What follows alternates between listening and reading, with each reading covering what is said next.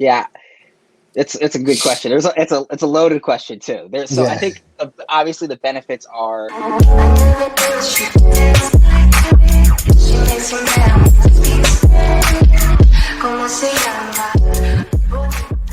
What's going on, you guys? It's your boy Joe Castro, aka Philly Fresco. You know what time it is, and I am joined with two of my homeboys. You know what it is. It's Philly the podcast.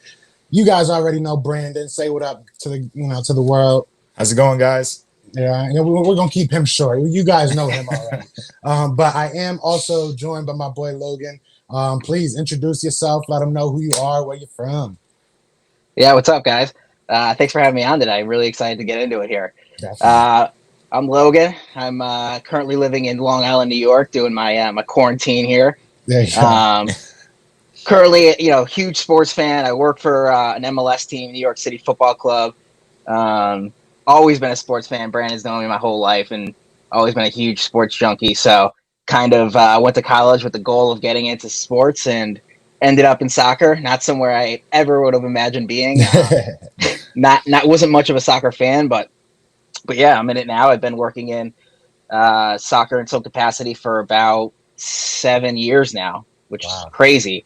And probably the coolest thing about it is, so what I do is I'm a retail manager. So it's a lot of like licensing and branding and go to market strategy with products such as this, and jerseys and stuff like that. But the coolest thing about working in Major League Soccer is that, of all the kind of sports leagues that are out there, they've got their history, right? Like the NFL, it's been around forever. Baseball's been around forever.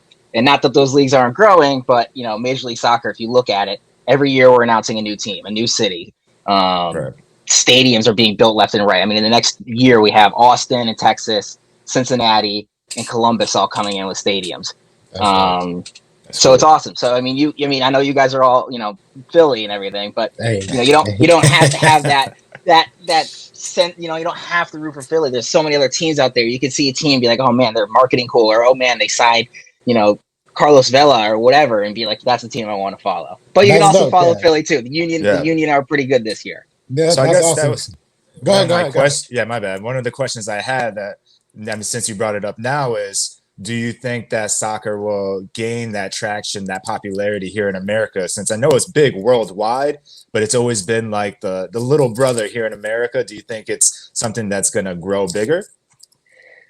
So yes, but I don't think it'll ever be as big as baseball, the NFL, or the NBA. I think a logical kind of growing place for it to be would be probably similar to where the NHL is right now. Okay. I see it continuing to get more popular, and as the league, the play continues to grow, which even over the last 10 years, the level of play has really, stepped itself up. I see it being a league that doesn't ever compete with the EPL or Serie A or any of the leagues in Europe, but can kind of funnel some exciting young players into those leagues, and I think that's where it would be most set up for success. But yeah, cool. It's exciting. And even tonight, we got the MLS's back tournament going on right now. They're the first major league, team sports, not like golf or NASCAR or anything like that, back in action. My team, Nycfc, actually plays tonight, Sunday night, against Toronto in a World Cup style knockout game. It'll be on, I think, FS1. So it was exciting being the first team back. I think that brought in a lot of new viewership. I was texting Brandon when we had our first game, making sure all the boys knew to watch it and put it on. And so, some people that would never watch MLS or care to, at least checked it out for a curiosity standpoint. So, and that actually brings me to my next question too, is like kind of with this whole COVID thing going on, how has that changed your kind of mode of operations, or has it made it better? Like you kind of said, now that you have more of an open viewership, people aren't kind of locked down to football or baseball or whatever may have been around without COVID. So how's that kind of changed how everything's working out for you guys? Yeah, it's a good question. It's a loaded question too. I think obviously the benefits are we had about 3 weeks of just being the only sports league back, which helped because people were jonesing, myself included, to get some sort of sports back, whether just to have it on the background, whether to gamble on it, to do whatever, whatever is your cup of joe. But, so they did. The MLS did a very good job in making sure that the bubble that they're down in was going to work. Players and staff are tested every day, so the precautions are there. Just from ourselves, we're not in the office right now. We're not commuting into the city. You know, everyone's being very safe. And really, it's actually surprising the amount of level of like care that they've shown for staff. You know, you would think that people would rush to get you back in the office. We need to be doing this. We need to be generating revenue, and it's really been the opposite approach. So cool. I really tip my cap, to that in the setup. But just being safe, a lot of testing, wearing masks. The players and staff literally are not allowed to leave the resort down there. That's good. That's really good. Are you guys like limited on traveling as far as a team, like for games wise, or is it just the staff that's not really in the building? Yeah, so the staff's not in the building. There's only, so in terms of like a marketing support team staff, there's only a couple of people down there with the team. It's very much just essential core personnel that like literally need to be with the team to function. In terms of what happens after this tournament, the tournament runs through August 11th. We'll release a schedule, and I have a feeling it's going to be very similar to what baseball is doing, where it's very regional. You know, so we'll play Philly a bunch of times. We'll play the Red Bulls. We'll play the New England Revs, and then like the West Coast teams will play other West Coast teams to limit travel as much as possible. Yeah, that's what I figured. Yeah. Yeah, and just to put a quick plug in, that game that Logan was talking about, I believe it was like July 9th, and it was against Philly. And you know who won that game, though? Yeah. Philly. Yeah. Philly got the dub. You know, they're just great at everything they do. You know? Any football, that's what we do. You know, that's right? Exactly. I will say, Philly, their team looks strong this year. They got a veteran team. They went to the playoffs last year. They're hungry. They're motivated. And if it was the last kind of plug, I'll put to MLS. If obviously if the world was normal, it's a lot of fun going to an MLS game. The thing that I would most compare it to would probably be like a college football experience. You got the people cheering, going nuts, and it's great. In the summer, if you're tired of just going to a baseball game or you're just looking for something different to do, if you live in a city with an MLS team, go check out a game. The tickets are usually very cheap. The beer is cheap. The food's cheap, and the support. You got me on beer's cheap. You got me on beer's cheap. Always go crazy. They let off smoke bombs and all the. They go nuts. It's great. It's I went to a couple games. I went to a couple games when I was younger, when they used to have it like in Colt Park in Hartford. Yeah. I don't know if you guys. But yeah, even those small, obviously very small, venues and type of games, you could still see that the people that are fans, it's a different level. You know what I mean? They're not just they're not just your passerbys. Obviously, you have people like me, but for the most part, those guys are insane. And maybe it's because the beer's cheap. Maybe that's really that's definitely part of it. So all right, we're gonna switch gears a little bit. We're gonna go from football to football. You know what I mean? You are a Tampa fan, I hear, right? Oh yeah. I live in St. Pete now, so I'm not too far from Tampa Bay Bucks Stadium. So maybe if you guys, do something this year, you can come on down and we'll catch a game or something. But how do you feel about Mrs. Brady, I should say, coming over and blessing you guys? Look, the last decade has been really, really tough, or even longer, really tough for Bucks fans. So I am very cautiously optimistic. Here's what I think is how it's gonna kind of go. Do you guys remember when Brett Favre signed with the Vikings? Yep. And that first year was just amazing. He played like vintage Brett Favre. They went all the way to the NFC Championship game. The next year, just the wheels completely came off the bus.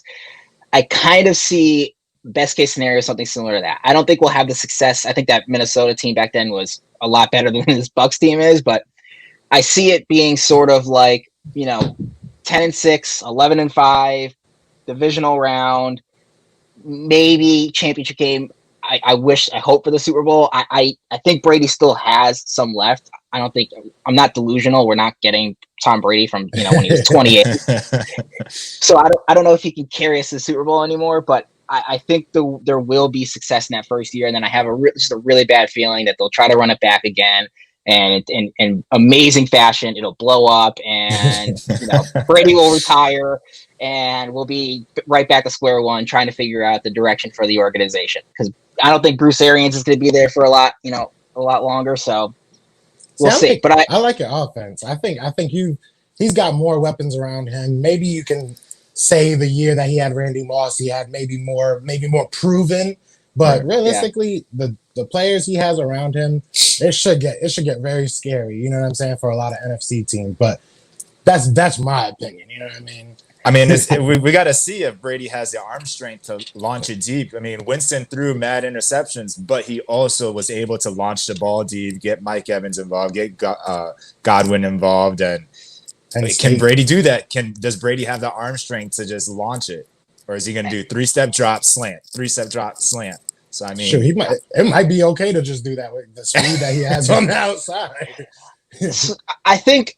Look, I trust Tom Brady's judgment. He's played a lot of football. He's won a lot of games. If he wanted to go to Tampa, then he feels confident he can do that. Brandon, I hope he can.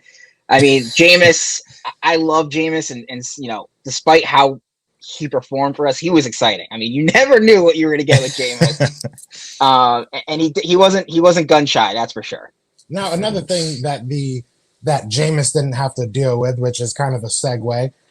He didn't have to deal with a safety of the name Jamal Adams. Jamal Adams coming over to the NFC. I don't know if they're playing the Bucs. I'm not 100%. I didn't look that up. I don't think so. Yeah, I don't think so. But either way, it's going to be somebody that they're probably going to be seeing in the playoffs. Everybody by now seen, 2 first-round picks. I believe a mid-round pick and McDougal was the whole deal. So they gave up a lot. So this is going to be for both of you guys. I want to hear. Maybe we'll start with Brandon and then work our way down. What are your initial thoughts as Eagles fans? I know we're a little bit probably a little upset. Wanted them. I think it's both ways that they got them and that we didn't get them. But so, what were your initial thoughts? I mean, I was hoping, praying that I think what's his name, Joe Douglas. The GM over in the Jets, he had the Eagle connections, used to be out in Philly. So I was hoping that maybe we can work out a deal. But I mean, in retrospect, I don't think the Eagles should give up anywhere near what the Seahawks just gave up for Jamal Adams. He's a great player, but we already got our own things that we need to handle. We need younger players for the future. So kudos to the Jets. That's a big move. I was surprised. I was out to dinner and I looked at my phone real quick and I was like, oh, whoa, that was huge. I was surprised. Yeah, I mean, I think from my standpoint, first of all, I'm happy you didn't go to the Cowboys. Cowboys fans for like the last month were driving me nuts about getting Jamal. Yeah, right. I mean, amen. Just shut up, Cowboys fans. Anyways, if there's Cowboys fans out there listening, there will be. But, yeah, I think from a Jets standpoint, you couldn't ask for much more. I think the Steelers gave up 1 first-round pick for Fitzpatrick this past year, so the Jets couldn't have gotten a better haul. And then from Seattle's standpoint, I like Seattle in the NFC this year. I think they're going to be right in it at the end. Yeah. I think this just kind of makes them stronger in the immediate future. I think now what I'm hoping Seattle does, if I'm a Seattle fan, is get Clowney back in there. Figure out a way. He's still on the market. Yeah. Lock him up because you're going to need him creating havoc. So, Adams in the back, secondary can capitalize on that. But yeah, definitely go back out. If you're really going all in, then go all in and bring back Clowney. Pay him what he wants. That's my thought on it. That's a great point because they just gave up Frank Clark. Was it last year that they lost Frank Clark or this year, whatever it was? But that defensive line is way weaker than it's probably ever been. I hear a lot of people yelling out Legion of Boom, we're back. That defensive line was a very good defensive line when you had the Legion of Boom. And you had some very good linebackers. So it's not the same, And I think the Eagles are a very, very good picture or example of what happens when you have a good front 4, front 7, and the defensive backs don't have to necessarily be the best. If you can create pressure, it alleviates a lot of the pressure on the secondary. So it's going to be cool to see. Hopefully they do for them, like you said. Hopefully for us, they don't. But hopefully for Seattle fans, they do get Jadeveon Clowney because that would just kind of make them a more well-rounded team. You need people at every level. So that's a really good point to bring Jadeveon Clowney back. Now, kind of playing off that as well, another big thing, I don't know if you guys even seen this, is kind of like in the back burner, it's being talked about that the NFL is trying to bring down the salary cap about $20 million. They're talking about bringing it to 175. Currently, it's at 190. So the reason why I bring that up is when you talk about bringing people like Jadeveon Clowney and you talk about bringing people in like Jamal Adams, who's going to demand a lot of money, then you look at teams kind of like the Chiefs, the Eagles even, who gave a lot of money to key players, looking at that salary cap to kind of rise and rise and rise. And now it might take a dramatic spike down. What do you think that can do to teams or to the NFL? Do you think it should even happen, you know? I mean, the players are probably definitely going to argue that and try to get the NFLPA involved in everything because, I mean, when you do that, that means players are going to have to take price cuts. They're going to have to renegotiate their contract. They're going to have to try to get more money in the back end to alleviate the front load. I know our GM, Howie, he's a genius when it comes to that. He's always renegotiating big player contracts, but that's working with the current cap situation. When you're lowering the cap, it's a whole different thing. And I mean, you guys can correct me if wrong. I haven't seen that happen. At least I haven't paid attention to it. If it has happened. So, no, it hasn't happened yet. No. So this is going to be super interesting. Logan, what are your thoughts about that? I think it would be an interesting move by the NFL, especially like you said, when you look at teams like the Chiefs that just poured a ton of money into one position. You know, they really need that cap to continue to go up every year. So, you know, if you theoretically think about taking $20 million now, you know, you're either going to see, like you said, Brandon, players need to take pay cuts, or we're going to see a lot more, you know, players hitting the open market, which if you're a fan of chaos and, you know, crazy off seasons, that's a good thing for it, because players or teams are going to have to, you know, make some tough decisions with players that normally would be easily locked up. So, you know, I think it's interesting, but I think overall, that's probably not the way we want to see the NFL go. We want to see the cap continue to go up. So even if, you know, however you feel about players making as much money as they do, at least, you know, we can keep those core key, you know, players to build on. And that's the thing. And it's weird. Like I said, it most likely won't even happen. I know it's just been something that they keep talking about, and it's kind of just predicting the losses of the NFL over the next kind of COVID seasons. So, which to me is just kind of ridiculous in my opinion. Why are the players going to have to, you know, suffer because the NFL is good? They're still playing, you know what I mean, at the end of the day. But either way, like you said, it's not the way people probably wanted to see it happen, but it would kind of add a little bit of parity to the NFL. You know, maybe it would kind of spread out those teams a little bit, and maybe now those big name players hitting the open market, they go to the teams that they won't necessarily go to right now because they know they can get money elsewhere. Just a thought. You know, it is what it is. And then it kind of makes those Cali teams a little bit more, even more, I should say, scary to go to. Now you're going to want to go play for the Jaguars because you ain't getting no, you know, state tax taken off. So that 30 million is way more money. And then, you know, so there's a lot of different things that can happen with it. But keeping on the train of craziness, this is probably going to be the last one. I got like two more and then we'll end this up. But I want to know what you think as an outsider. You're not in the NFC East. What's going on with Washington, the football team in Washington? Washington footballers. I don't even know. I'm almost scared to even tackle that. And, you know, just with everything going on today, I mean, look, I get it from a sense of, like, if I'm, you know, a Redskins fan, you know, there's a lot of heritage around in terms of the actual team around that, you know, kind of name. And, like, you know, I wouldn't want the Bucks to change their name. I wouldn't want to be, you know, the Tampa Bay football team. That would be pretty bad. So it's interesting. I've never been a huge fan of Dan Snyder. I don't think anybody has, especially Redskins fans. But I think, you know, that all, you know, aside, if Dwayne Haskins can figure it out, maybe they'll have a decent team. But I don't know. Washington just always seems to kind of, in some way or another, get in their own kind of way. And I don't know. If I'm a Philly fan, though, you know what? I love it. Because, you know, you can chalk that off usually pretty much as 2 wins every year and watch the dumpster fire from a nice, close view. Yeah, I love it. I love it. I'm not fanning the fire at all. I'm just letting it go. Just watching it happen. All right, the last thing I want from you, I got it from Brandon last time, so I need it from you as well. I need a Super Bowl prediction. Okay, Super Bowl prediction. The Bucks over the Patriots, 51-0. No, I'm just kidding. Totally just kidding. Although I would love to see my coffee. I really hate the Patriots, so I would love that. But look, I think Seattle's going to be in it in the end. I think Eagles, if Carson Wentz can stay healthy and, finally play a playoff game, I mean, sky's the limit for them. I'll take, in light of the recent news, I'm going to go Seahawks, Ravens. Okay. I like Lamar Jackson to break through. Yeah. You got a score prediction at all? Or Score.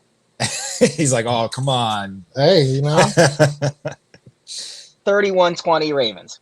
Wow. Okay. That'll be fun to watch.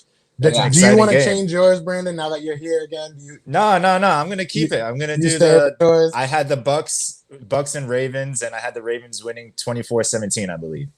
There you go. Wow. I got the Chiefs too, Pete, and I got the Chiefs coming back and winning another one. I think I did 24-17, something like that. 27-17, something. Yeah. Either way, we're all basically around the same. We all same 3 or 4 teams. It's the safest bet. It's the safest bet. No one wants a boring really Super Bowl like the Patriots and Rams. That was. Oh my god. Oh, that was so brutal. Trash. I remember I was so excited for that game too. That was that was tough. That was like the beginning of the end of the Rams. Everybody thought. I don't know how Sean McVay is so high above Doug Peterson and all these freaking top 5 coaching. It makes no sense. He sucked. It makes no sense. And the Shanahan guy too. Like, what has he done? Just blown a bunch of leads? Like, oh god, that's a whole nother story for a whole nother podcast. Yeah. But all right, guys, I'm gonna cut it out here, man. I appreciate you coming on, Logan. Maybe one more time we could do this. Maybe when the season comes a little bit closer, we could see how good our predictions were. Obviously, I appreciate you, Brandon, coming on again. You know what I'm saying? But that's what it is, man. If you guys aren't on the Instagram, be sure to go follow. We're almost at 1,000. They are hating on us, but we are almost at 1,000. So be sure to go check us out at Philly TP. Hit the sub button, hit the like button. And other than that, you know what time it is. It's fly, Eagles fly, and we out here. Peace. Say bye, y'all. See you guys. Thanks for having me.